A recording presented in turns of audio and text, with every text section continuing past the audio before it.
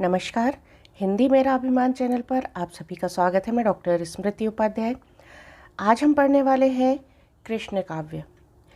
हिंदी कृष्ण काव्य के बारे में अगर हम बात करें तो आचार्य वल्लभाचार्य को कृष्ण काव्य धारा का प्रवर्तक माना जाता है। सगुण काव्य परंपरा के अंतर्गत कृष्ण काव्य और राम काव्य को रखा जाता है। कृष्ण काव्य धारा लोकरंजन से अनुप्राणित है। कृष्ण भक्ति का मूल स्रोत ग्रंथ श्रीमद् भागवत को माना जाता है। पुराणों में श्री कृष्ण को योगेश्वर, सच्चिदानंद, अच्युत, अविनाशी, स्वजातीय, विजातीय, स्वगत, भेद शून्य आदि की संज्ञा दी गई है। भागवत पुराण, हरिवंश पुराण, विष्णु पुराण, पद्म पुराण और ब्रह्म वैवर्त पुराण में श्री कृष्ण की महिमा का विस्तार से वर्णन मिलता है। पुराणों में अवतारी कृष्ण के दो रूप माने गए हैं, ऐश्वर्यमय कृष्ण और माधुर्यमय कृष्ण। ऐश्वर्य रूप के अंतर्गत कृष्ण की लोक रक्षण संबंधी लीलाओं का वर्णन मिलता है और लोक रंजन रूप में माधुर्य भावना से ओतप्रोत कृष्ण की लीलाओं का गुणगान किया गया है। कृष्ण की माधुर्य परक लीलाओं का प्रारंभ पुराणों से हुआ। पुराणों में ब्रजवासी लीलाधारी कृष्ण ही स्थान पाते हैं। कृष्ण लीलाओं का संस्कृत काव्यों में सर्वप्रथम उल्लेख अश्वघोष के ब्रह्मचरित में मिलता है। ब्रह्मचरित के बाद हालकृत गाथा सप्तशती में कृष्ण कथा का उल्लेख मिलता है। कृष्ण विषयक काव्य का प्राचुर्य 12वीं शताब्दी के बाद देखने को मिला। 16वीं शती में कृष्ण चैतन्य के विद्वान शिष्य रूप गोस्वामी, सनातन गोस्वामी और जीव गोस्वामी ने कृष्ण भक्ति को शास्त्रीय आधार प्रदान करने का उल्लेखनीय प्रयास किया। रूप गोस्वामी कृत उज्ज्वल नीलमणि और हरि भक्ति रसामृत सिंधु तथा सनातन गोस्वामी कृत षट संदर्भ द्वारा कृष्ण भक्ति को साहित्य शास्त्र की रस परिपाटी पर सफलतापूर्वक स्थापित किया गया। आधुनिक भारतीय भाषाओं में कृष्ण काव्य को प्रारंभ करने का श्रेय मैथिल कोकिल विद्यापति को जाता है। विद्यापति ने पदावली में राधा कृष्ण की प्रेम लीलाओं का जो वर्णन किया है वह अप्रतिम है। महाराष्ट्र के वारकरी महानुभाव अथवा जय कृष्णी संप्रदायों में भी कृष्ण भक्तिपूर्ण साहित्य रचा गया। बंगाल के वैष्णव सहजीय संप्रदाय में राधा कृष्ण की भक्ति का उल्लेख मिलता है। अब हम बात करेंगे कृष्ण भक्ति के विविध संप्रदायों से संबंधित प्रमुख तथ्यों की। वल्लभाचार्य के शुद्धाद्वैत के अतिरिक्त चैतन्य का गौड़ी संप्रदाय कृष्ण को पूर्ण ब्रह्म मानता है। राधा को कृष्ण की आह्लादनी शक्ति के रूप में देखता है, जो कृष्ण की पराशक्ति भी है। इस धारा में कृष्ण की निकुंज लीलाओं की चर्चा है। मध्य युग में कृष्ण भक्ति का ब्रजमंडल में बड़े उत्साह के साथ प्रचार व प्रसार हुआ। इसमें वल्लभ, निम्बार्क, राधा वल्लभ, हरिदासी और चैतन्य यानी गौड़ी संप्रदाय का प्रमुख योगदान है। आचार्य वल्लभ ने श्री कृष्ण को पूर्णानंद स्वरूप पूर्ण पुरुषोत्तम पर ब्रह्म माना है। वल्लभाचार्य के अनुसार कृष्ण की लीलाओं का कोई प्रयोजन नहीं है, स्वयं लीला ही उनका प्रयोजन है। निम्बार्क संप्रदाय में कृष्ण के वामांग में सुशोभित राधा के साथ कृष्ण की उपासना का विधान मिलता है। इसमें राधा कृष्ण की युगल मूर्ति की उपासना की गई है। राधा वल्लभ संप्रदाय में श्री कृष्ण के स्थान पर राधा को प्रमुख स्थान प्रदान किया गया है। इसमें श्री कृष्ण का वर्णन आनुषांगिक रूप में है। राधा वल्लभ संप्रदाय में श्री कृष्ण का उपास्य नाम राधा वल्लभ है। हरिदासी संप्रदाय या सखी संप्रदाय में स्वामी हरिदास ने नित्य बिहारी कृष्ण की निकुंज लीलाओं का गान किया है। हरिदासी संप्रदाय में निकुंज बिहारी कृष्ण सर्वोपरि है। इनका कार्य मात्र निकुंज लीला में रत रहना ही है। गौड़ीय या चैतन्य संप्रदाय के प्रवर्तक चैतन्य महाप्रभु ने श्री कृष्ण को ब्रजेंद्र कुमार की संज्ञा देते हुए कहा है कि वे ब्रज में गोलोक की लीलाओं सहित विहार करते हैं। अब हम बात करेंगे वल्लभ संप्रदाय की। ब्रज मंडल में वल्लभाचार्य द्वारा प्रतिष्ठित कृष्ण भक्ति का दार्शनिक आधार शुद्धाद्वैत दर्शन है। वल्लभ ने भक्ति का आधार पुष्टि मार्ग को बताया। पुष्टि का अर्थ है भगवान का अनुग्रह।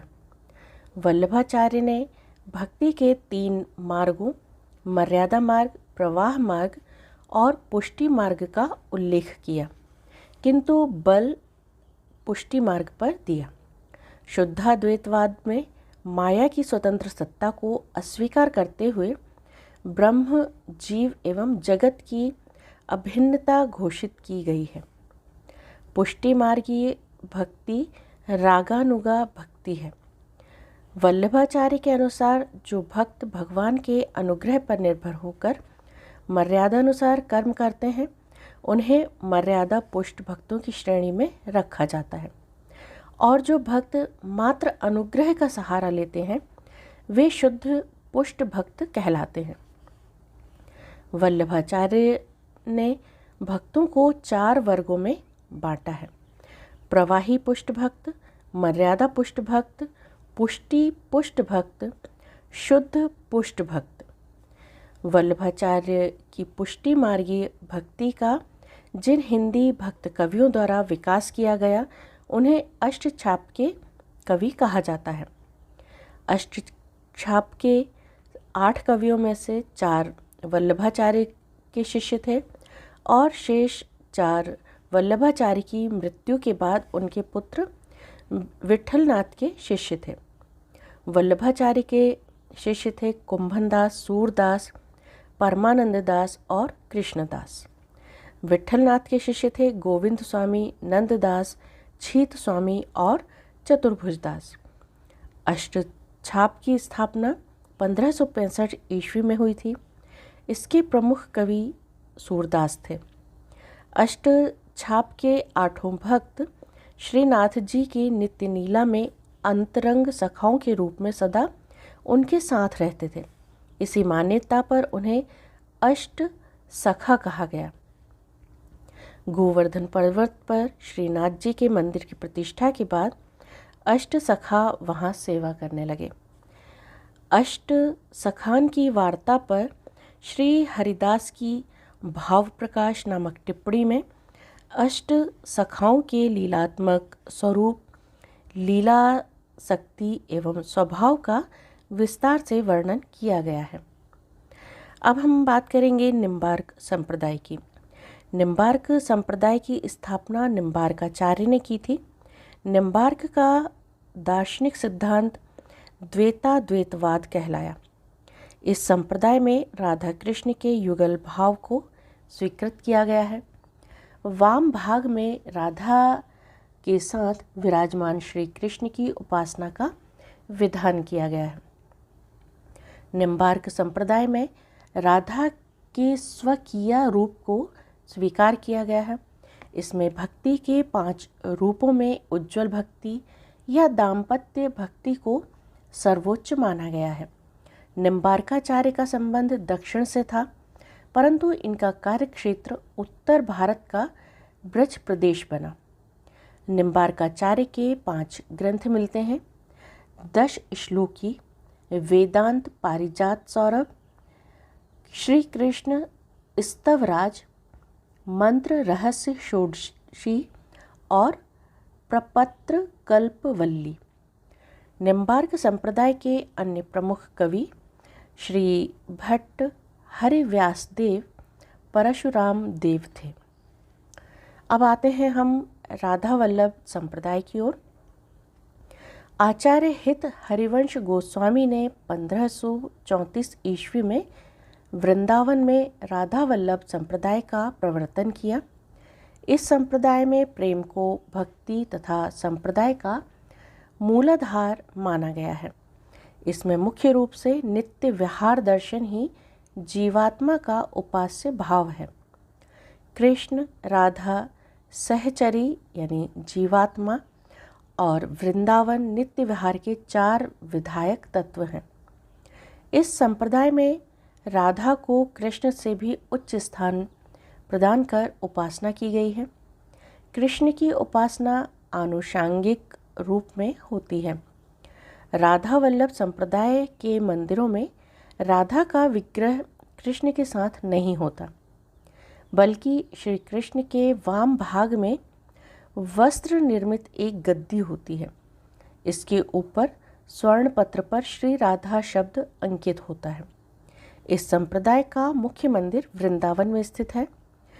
इस संप्रदाय के प्रमुख कवि हैं हित हरिवंश, दामोदर दास, हरिराम व्यास, चतुर्भुज दास, ध्रुव दास और नेही नागरी दास। इस संप्रदाय में उपासना का आधार रस को माना जाता है। राधा की उपासना को रसोपासना कहा गया है। अब हम बात करेंगे हरिदासी संप्रदाय अथवा सखी संप्रदाय के बारे में। हरिदासी संप्रदाय को ही सखी संप्रदाय भी कहा जाता है।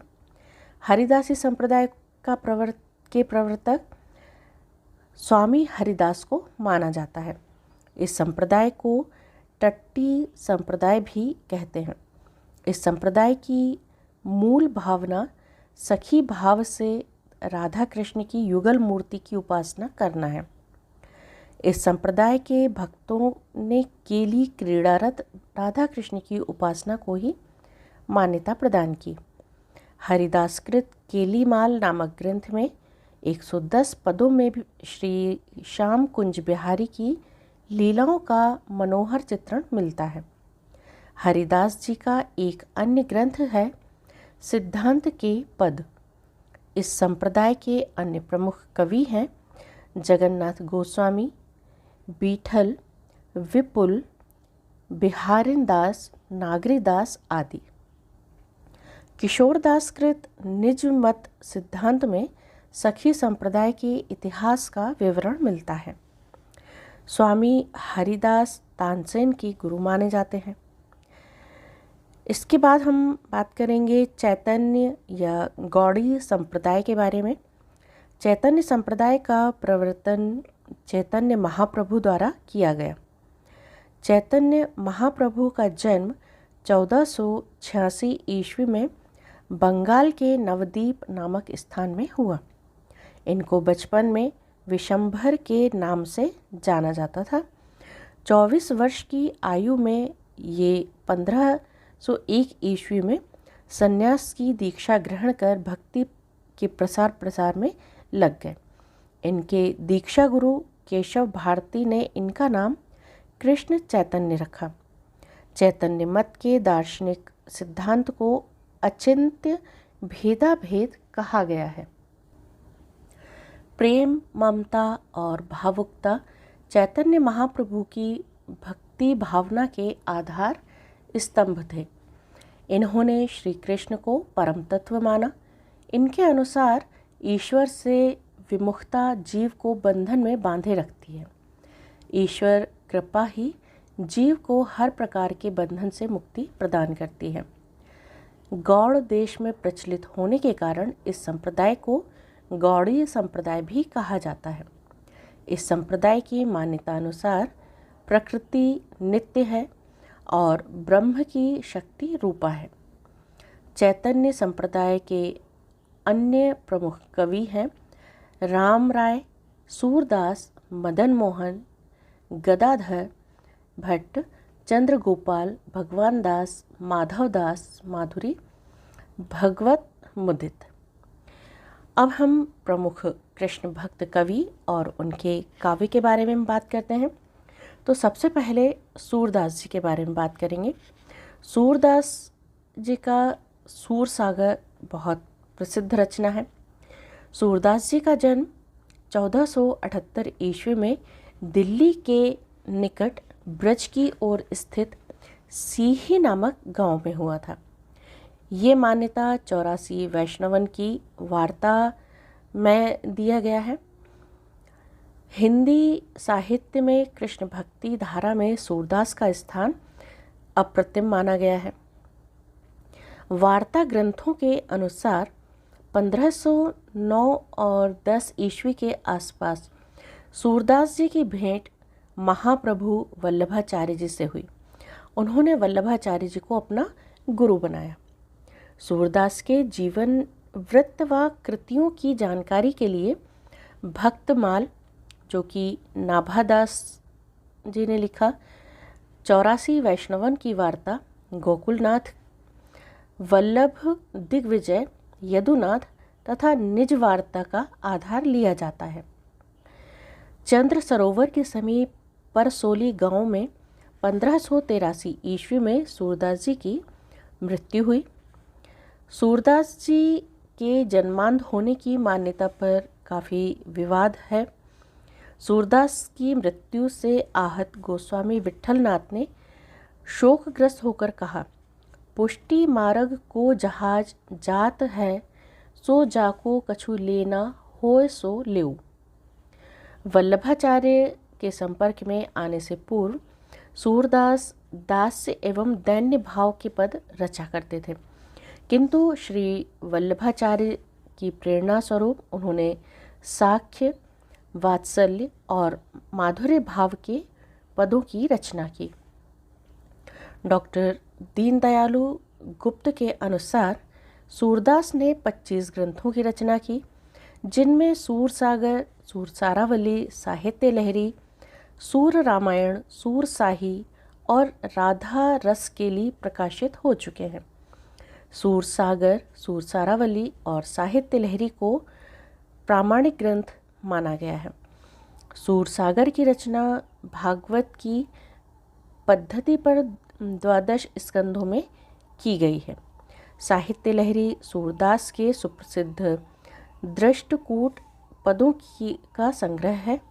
इसमें नायिका भेद, श्रृंगार रस तथा अलंकारों का निरूपण हुआ है। सूरदास की भक्ति वात्सल्य भाव की है, जिसे श्रेष्ठतम कहा गया है। सूरदास की उपलब्धि प्रतियों में अब तक 10,000 पद प्राप्त हो चुके हैं। सूरसागर एक गेय मुक्तक काव्य है। सूरदास ब्रज भाषा के पहले सशक्त कवि हैं। सूर की भक्ति पद्धति का मूलाधार पुष्टि मार्गीय भक्ति है। भगवान की भक्त पर कृपा को पोषणम तदनुग्रह कहा गया। सूरदास जी ने भक्ति में कृपा की प्राप्ति का साधन प्रेम को माना। सूरदास जी ने प्रेम और विरह के द्वारा सगुण मार्ग से कृष्ण को साध्य माना। सूर की समस्त रचना को पद रचना की संज्ञा दी गई है। ब्रजभाषा को ग्रामीण जनपद से हटाकर सूरदास जी ने नगर और ग्राम के संधि स्थान पर स्थापित कर दिया। सूरदास जी ने भक्ति के दार्शनिक स्वरूप की ओर ध्यान दिया। वह सिद्धांत पक्ष की स्थापना करते हुए वल्लभाचार्य के शुद्धाद्वैत वाद पर विशेष ध्यान दिया। सूरदास जी के कृष्ण सखा रूप में भी सर्वशक्तिमान परमेश्वर हैं।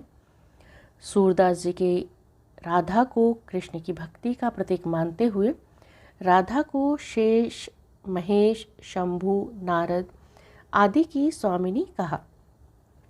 पुष्टि मार्ग की रागानुगा भक्ति सूरदास जी को इष्ट रही। उसके दोनों भेदों कामरूपा और संबंध रूपा का उन्होंने वर्णन किया। सूरसागर में सख्य भक्ति का 2 रूपों में प्रस्फुटन हुआ है। पहले रूप में गोप ग्वालों का सखा रूप में कृष्ण के प्रति पूर्णतः समर्पित होना, दूसरे रूप में गोपियों का कृष्ण के प्रति प्रेम भाव का वर्णन है। आचार्य शुक्ल के मतानुसार आगे होने वाले कवियों की श्रृंगार और वात्सल्य की उक्तियां सूरदास की झूठी सी जान पड़ती है। सूरदास जी की भक्ति में उपस्थित माधुर्य भाव मुख्य रूप से लीलाओं पर आधारित है। सख्य भक्ति के साथ सूरदास जी ने भक्ति को सुगम बनाने के लिए वात्सल्य भाव द्वारा भी ईश्वर की उपासना की है। सख्य भाव की अपेक्षा वात्सल्य भाव में भक्त को इष्ट देव के सामीप्य की अधिक अनुभूति होती है। सूरसागर गेय मुक्त काव्य है। विषय वस्तु की दृष्टि से इसके दो भाग हैं, पूर्वार्ध और उत्तरार्ध। हिंदी साहित्य की अनमोल निधि भ्रमर गीत प्रसंग पूर्वार्ध भाग में वर्णित है।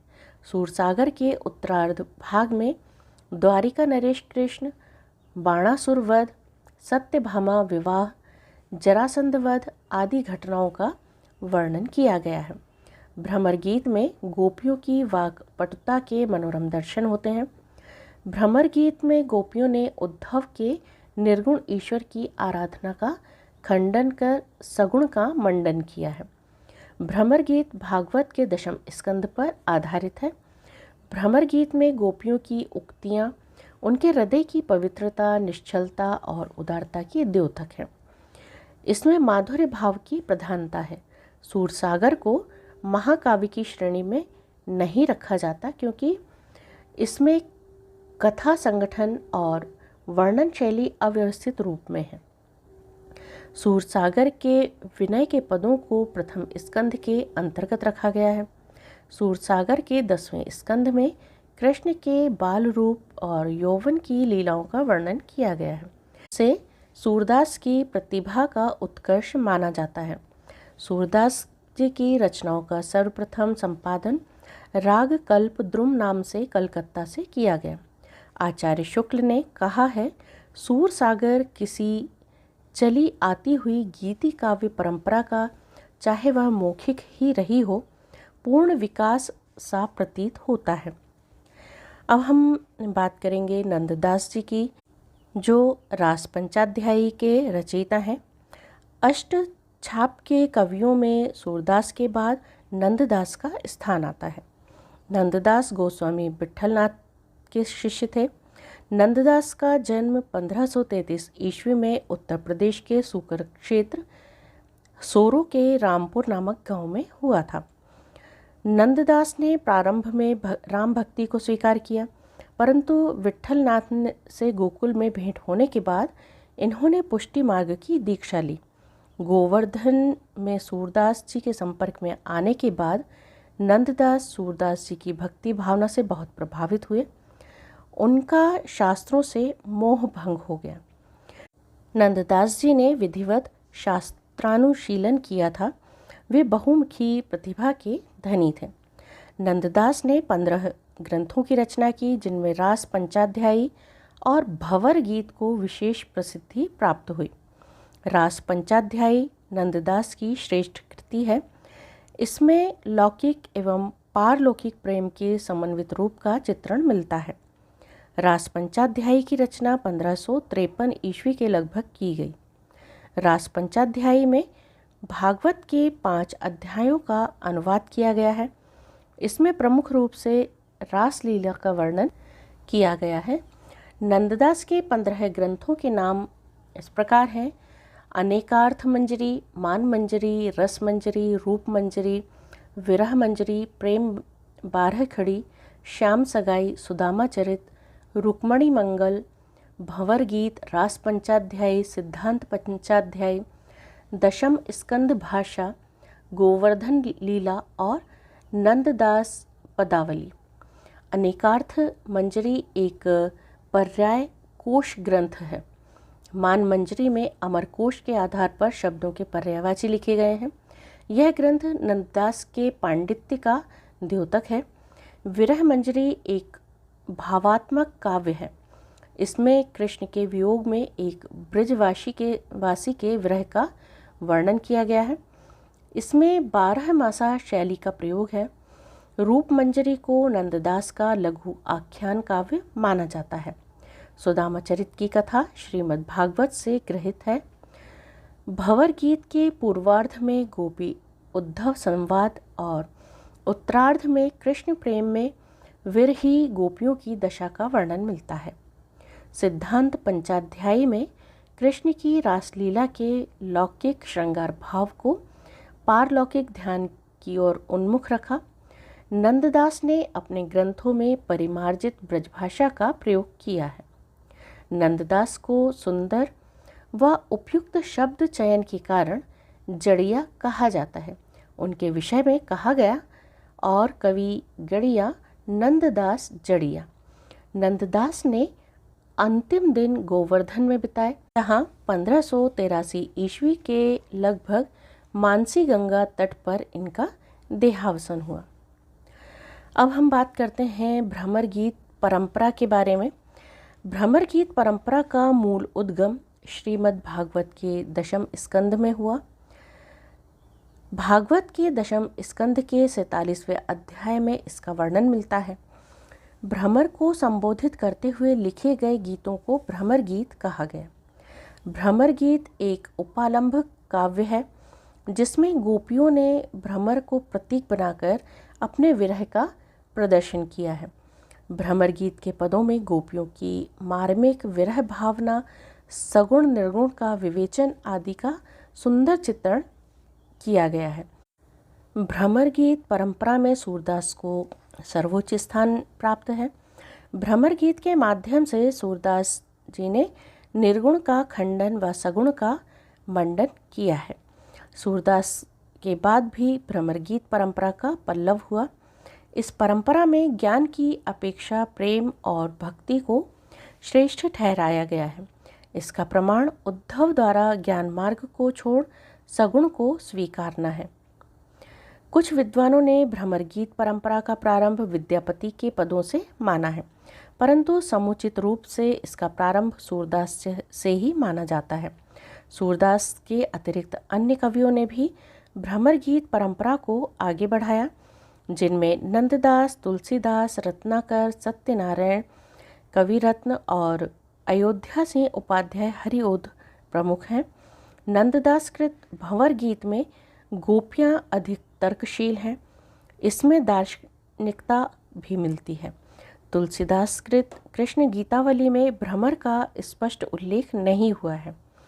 यहाँ उद्धव के लिए मधुकर, मधुप जैसे शब्दों का प्रयोग मिलता है। रत्नाकर कृत उद्धव शतक को आधुनिक युग का सर्वश्रेष्ठ भ्रमर गीत काव्य माना गया है। अयोध्या सिंह उपाध्याय हरिओध द्वारा प्रिय प्रवास में राधा के लोक हितकारी व लोक कल्याणकारी रूप का चित्रण मिलता है।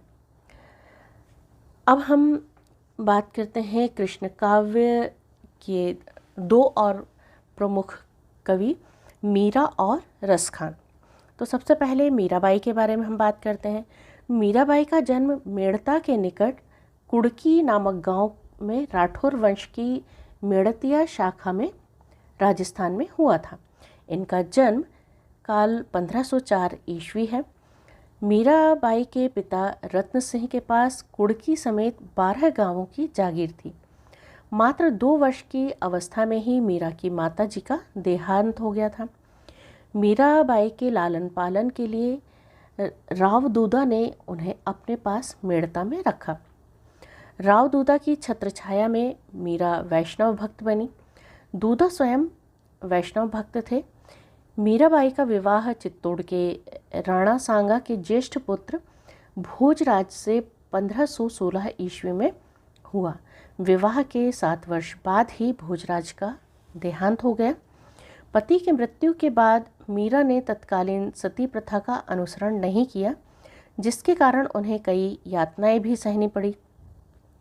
चचेरे भाई जयपाल ने मीरा को मेड़ता बुला लिया, परंतु युद्धों के कारण मीराबाई वृंदावन पहुंच गईं। वृंदावन में मीराबाई की भक्ति धारा माधुर्योपासना के रस में डूब गई। वृंदावन छोड़कर मीराबाई द्वारका गईं। वहीं रणछोड़ जी के मंदिर में आराधना करते हुए उन्होंने अपना जीवन व्यतीत किया। मीराबाई के कुल 12 ग्रंथों का उल्लेख मिलता है, जिनमें से मात्र स्फुट पदों को ही प्रामाणिक रचना माना गया है। मीरा के स्फुट पद वर्तमान में मीराबाई की पदावली के रूप में प्राप्त हैं। कृष्ण रंग में रंगी मीराबाई कृष्ण को प्रीतम मानती हैं। वियोग श्रृंगार के अतिरिक्त मीरा के काव्य में शांत रस की भी व्यंजना हुई है। मीराबाई के काव्य की भाषा राजस्थानी मिश्रित ब्रज है। संगीत व छंदों की दृष्टि से मीरा का काव्य उत्तम है। मीराबाई के पद विभिन्न राग रागनियों में रचित हैं। मीराबाई की भक्ति प्रेम भक्ति है। 11 ग्रंथों को मीराबाई कृत माना गया है, जिनमें प्रमुख हैं गीत गोविंद की टीका, नरसिंह जी का मायरा, राग सोरठ का पद, मलार पद आदि। अब इनके बाद हम रसखान के बारे में बात करते हैं। तो रसखान का हिंदी कृष्ण भक्ति काव्यधारा में महत्वपूर्ण स्थान माना गया है। रसखान धर्म से मुस्लिम व जाति के सैयद पठान थे। इनका जन्मकाल 1533 ईस्वी के आसपास स्वीकार किया गया है। रसखान ने गोस्वामी विठल दास नाथ जी से वल्लभ संप्रदाय में दीक्षा प्राप्त की थी। इनकी 2 कृतियां प्राप्त हैं, सुजान रसखान और प्रेम वाटिका। कल्याण के संत वाणी अंक में अष्टयाम नाम की लघु कृति भी प्रकाशित हुई। दान लीला नामक कृति भी रसखान की ही बताई गई है। सुजान रसखान इनके स्फुट छंदों का ग्रंथ है, जिसमें 181 सवैये, 17 कवित, 12 दोहे तथा 4 सोरठे हैं। प्रेम वाटिका में रसखान ने राधा कृष्ण को प्रेम रूपी बगीचे के मालिन माली मानकर प्रेम के गूढ़ तत्व का सूक्ष्म वर्णन किया है। 11 छंदों के छोटे से प्रबंध दान लीला में पौराणिक प्रसंग को राधा कृष्ण के संवाद रूप में चित्रित किया है। अष्टयाम के अंतर्गत कृष्ण की नित्य दिनचर्या व क्रीड़ाओं का वर्णन है। रसखान की काव्य भाषा शुद्ध, परिमार्जित एवं साहित्यिक ब्रज है। सरल और स्वाभाविक भाषा में रचित काव्य में शब्द चमत्कार को रसखान ने कोई स्थान नहीं दिया है। रसखान का प्रेम निरूपण स्वच्छंद है, इसलिए उन्हें स्वच्छंद काव्यधारा के प्रवर्तक की संज्ञा भी दी गई है। रसखान ने अपने सभी ग्रंथों में श्री कृष्ण के प्रति अपनी एकनिष्ठ प्रेम भावना की अभिव्यंजना की है। रसखान की भक्ति हृदय की मुक्त साधना है। अब हम बात करते हैं कृष्ण भक्ति काव्य के प्रमुख कवि और उनकी रचनाओं की। सूरदास जी, इनका जन्म 1478, मृत्यु 1583 ईस्वी में हुई। इनकी रचनाएं हैं सूरसागर, सूरसारावली, साहित्य लहरी, ये प्रमुख रचनाएं हैं। कुंभन दास 1468 से 1583 इनका जीवन काल रहा। पद संग्रह थे 166 पद संकलित है पद संग्रह में। परमानंद दास, परमानंद सागर की इन्होंने रचना की। कृष्णदास 1496 से 1578 इनका जीवन काल रहा। शताधिक फुटकर पद उपलब्ध हैं। नंददास 1533 से 1583 ईस्वी इनका जीवन काल था।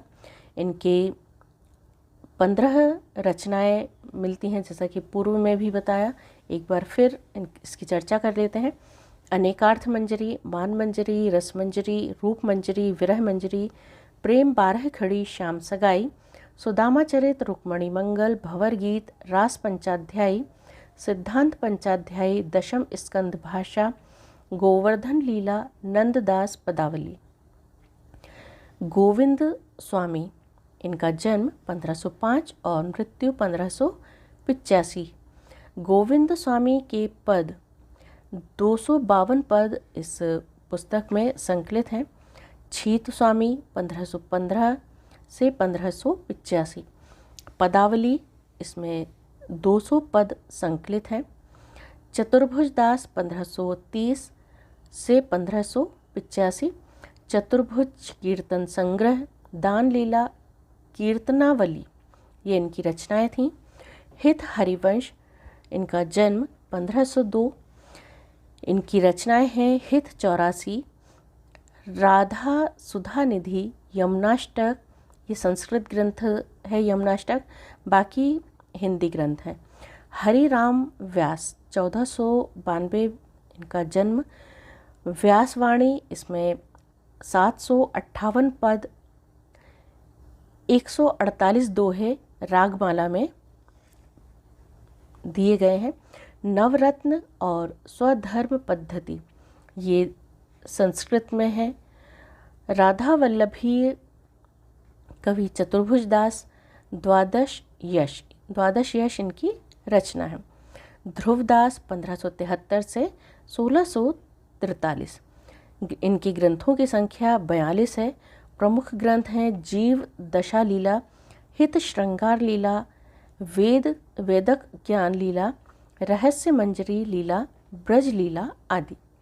स्वामी हरिदास सिद्धांत के पद, केली माल, जगन्नाथ स्वामी अनन्य सेवा निधि, विराहिन